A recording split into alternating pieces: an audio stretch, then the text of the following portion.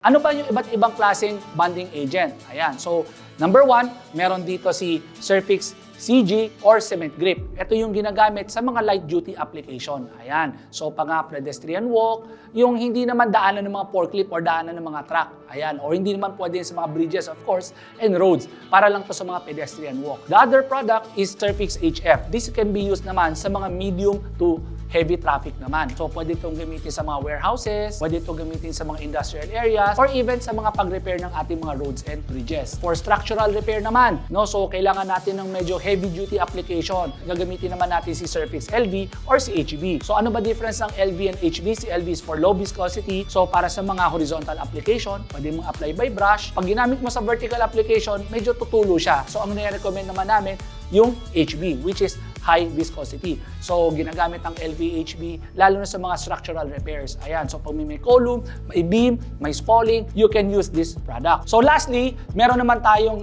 Surfix Fast Setting Epoxy or FSE. So, ginagamit naman to pag nagbaband ka ng two solid concrete. So, possible na gusto mong gamitin ito sa mga traffic curb. So, di ba, pag nagpa-parking ka, di ba, may para siyang curb para to guide you to stop the car na nasa dulo ka na. Ito kasi mga precast yan, and then pwede nilang i-attach yan using this product.